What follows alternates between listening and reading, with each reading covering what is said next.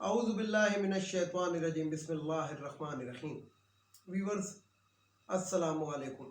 Viewers میں ہوں آپ کا میزبان سید احمد سمیع اور آپ دیکھ رہے ہیں سید احمد سمیع یوٹیوب چینل راولپنڈی اسلام آباد سے۔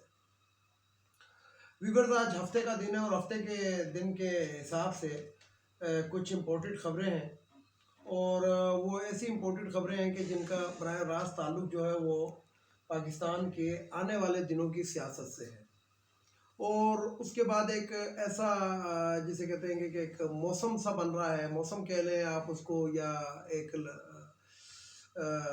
کور ڈال جس کو کہہ لیں، کہ ایک اس طریقے جو آپ لوگ میری بات سے تجزیہ اخذ کر سکتے ہیں۔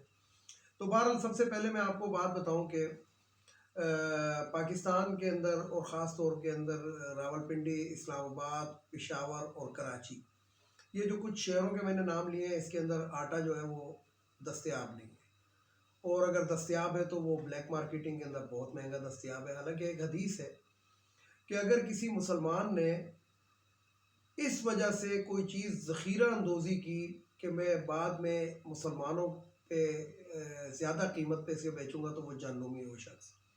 لیکن پاکستان کے اندر مسئلہ یہی ہے کہ رمضان کا مہینہ آتا ہے تو ہر چیز مہنگی ہو جاتی ہے، آپ کو معلوم ہی ہے، یہ ڈکی چھپی باتیں نہیں ہیں، اور لوگ اس کو کہتے ہیں، یہ جو بیوپاری اور یہ جو فروٹ والے اور سبزی والے اور یہ جو دوسرے، وہ کہتے ہیں یہ سیزن ہے، اس کو سیزن کا نام دیا جاتا ہے۔ تو بہرحال اب آتے ہیں ذرا دوسری خبروں کی جانب، اور اس سے پہلے ایک اور بھی بات بتا دوں کہ آٹے کے علاوہ مہنگائی اس ٹائم اس اسٹیج پہ پہنچ چکی ہے کہ آج میرے ساتھ ایک صوبائی اسمبلی کی ایک خاتون رکن ہے، ان کے بیٹے میرے ساتھ بیٹھے ہوئے تھے، تو کہہ رہے تھے کہ سفید پوشوں کا تو برا حال ہو گیا، چیخیں نکل گئی۔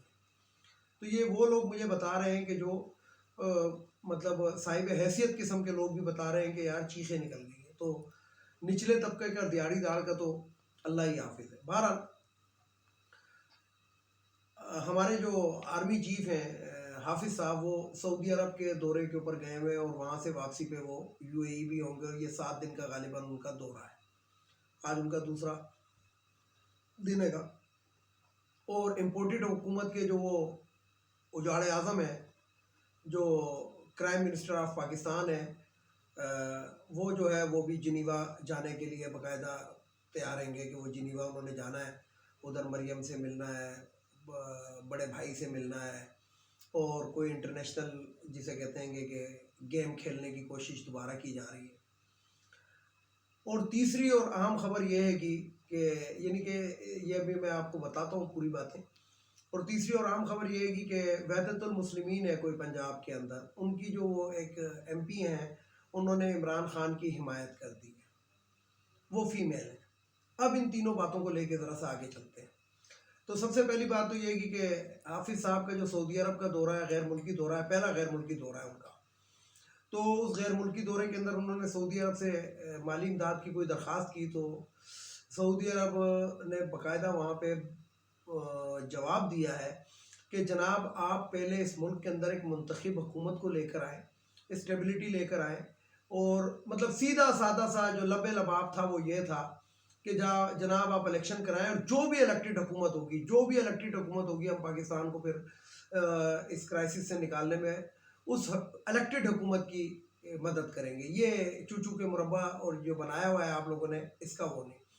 اچھا، یہی اسی قسم کے جو تاثرات ہیں وہ UAE اور برادر اسلامی ملکوں سے بھی آئے ہیں، ایون کہ چائنا سے بھی یہی آئے ہیں۔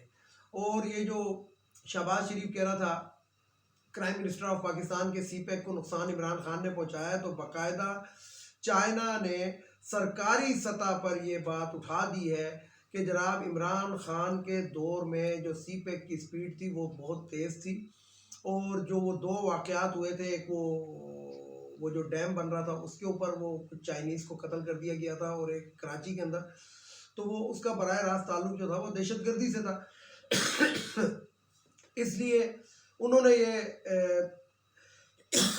آن دا ریکارڈ بات کر دی ہے کہ جناب عمران خان کے دور کے اندر CPEC کے کاس کو کوئی نقصان نہیں پہنچا ہے۔ تو یہاں پہ جو تھی یہ امپورٹنٹ حکومت جو ہے وہ، خیر یہ تو آپ کو پتہ ہی ہے کہ جھوٹ اس تواتر سے بولتے ہیں، اور اتنا بولتے ہیں کہ آپ اندازہ نہیں لگا سکتے. اور آپ کو معلوم ہے کہ بلاول بھٹو بھی گلے پھاڑ پھاڑ کے کیا کیا کہتا ہے، حالانکہ پتہ نہیں اس کو تو پتہ ہی نہیں ہے ان چیزوں کا. وہ تو پاکستان میں رہا ہی نہیں ہے، وہ تو اپنی ماں کے نام کو کیش کرنے کی کوشش کر رہا ہے، جو کہ لگتا ہے کہ آنے والے دنوں میں ناممکن نظر آئے گی. تو بہرحال بات یہ ہے کہ میں آپ کو بتانا یہ چاہتا ہوں کہ جب عاصم منیر صاحب یعنی کہ آرمی کا ایک ہمارے ملک کے اندر ایک روب اور دبدبہ بھی ہے، اور اس کے علاوہ انٹرنیشنل سطح پہ بھی ہماری مطلب پتہ ہے، سب کو معلوم ہے، پوری دنیا کو معلوم ہے کہ پاکستان میں جو کچھ کرتی ہے وہ آرمی کرتی ہے، اسٹیبلشمنٹ کرتی ہے. اور اسٹیبلشمنٹ کی گارنٹی کے اوپر ہی یہ جو برادر ملک ہوتے ہیں اور یہ جو دوست ممالک ہیں یہ قرضے ورضے دیتے ہیں. اچھا، رشیا کا ایک تواتر کے ساتھ مصدق ملک صاحب ایک بات کر رہے ہیں کہ رشیا سے سستا تیل لینے کی، یعنی کہ جسے کہتے ہیں کہ آخری برائل کے اندر ہے. ایسی بھی کوئی بات نہیں ہے. رشیا نے بھی ٹکا سا جواب دیا ہے کہ جناب آپ کے ملک کے اندر جب آپ ہم سے کوئی معاہدہ کرتے ہیں تو اس کے بعد آپ امریکہ کے نیچے جا کے لیٹ جاتے ہیں اور منتخب وزیر اعظم کو بھی راتوں رات ہٹوا دیتے ہیں. تو جب کوئی منتخب حکومت اور طاقتور حکومت ہوگی تو ہم ان کے ساتھ کوئی بات چیت کریں گے، ادروائز ہم کوئی بات چیت کسی کے ساتھ بھی نہیں کریں گے. تو مصدق ملک جو یہ غلط قسم کی خبریں ڈس انفارمیشن اپنے آپ کو اب کرنے کے لیے پھیلا رہا ہے، یہ بھی غلط ہے. تو میں کہنا یہ چاہ رہا تھا، بات وہاں پہ ذرا میں اسکپ کر گیا، کہ دنیا کو نظر آ رہا ہے کہ پاکستان کے اندر اس ٹائم کیا ہو رہا ہے. غیر فعال قسم کی حکومت ہے جو انہوں نے اپنے کیسز معاف کرائے. کسی نے 12 ارب ڈالا ہے، 12 ارب معاف کرائے، کسی نے 11 ملین معاف کرائے، کسی نے یعنی کہ اربوں خربوں. یعنی کہ پاکستان کے اندر جب سے ریجیوم چینج کے اندر یہ مراسلہ سرکار آئی ہے، پاکستان کے اندر کوئی ترقیاتی کام یا درآمد نہیں ہوئی ہے. صرف درآمد ہوئے تو کون ہوئے؟ وارداتیے ہوئے ہیں. وہ لوگ ہوئے جو مفرور تھے، عدالتوں سے مفرور تھے، وہ لوگ صرف پاکستان آئے، اور اس کے علاوہ پاکستان میں کوئی اچھی خبر نہیں آئی ہے. اور مزے کی بات یہ دیکھیں کہ جب عمران خان کے دور کے اندر آٹا جو تھا وہ 1200 روپے کا تھا، تو اس وقت جو تھا وہ جو دین فروش مولوی وہ زمین گرم کرنے کی دھمکیاں دیتا تھا، لیکن وہ 3200 پہ اور 3000 پہ اور 2800 کے اوپر ایسا خاموش ہوا ہے کہ آپ اس سے اندازہ لگا سکتے ہیں اس دین فروش مولوی کا.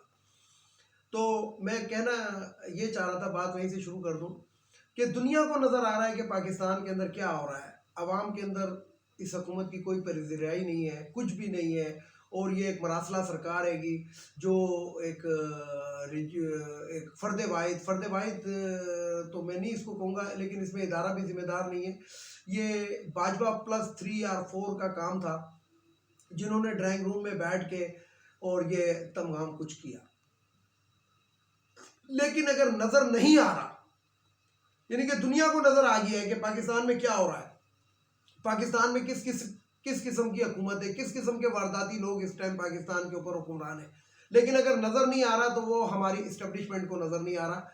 یہ وہی اسٹیبلشمنٹ ہے جو راتوں رات جسے کہتے ہیں کہ ممبرز کو ادھر سے ادھر اور ادھر سے ادھر کر دیتی ہیں. اور اس کا ثبوت یہ ہے کہ عمران خان نے پچھلے دنوں باقاعدہ نیوز کانفرنس کے اندر یہ کہا ہے کہ جناب یہ جو تحریک عدم اعتماد پنجاب کے اندر ہے، اعتماد کا ووٹ لینے کی، اس کے اندر اسٹیبلشمنٹ نیوٹرل نہیں ہے. تو ایکس پرائم منسٹر اگر یہ کہہ رہا ہے تو اس کا مطلب یہی ہے کہ some thing wrong in the bottom, تلی کے اندر کچھ نہ کچھ گند موجود ہے ابھی بھی. تو بہرحال ہمارے حافظ صاحب کو چاہیے کہ جب دنیا آپ کو یہ بتا رہی ہے، ہم تو ان مذاکرات میں نہیں ہے لیکن ہمیں تو ذرائع سے معلوم ہوتا ہے، لیکن آپ کو تو باقاعدہ اگلے کہہ رہے ہیں کہ جناب آپ کے ملک کے اندر پہلے آپ اسٹیبلٹی لائیں، اس کے بعد آپ ہم سے بات کریں.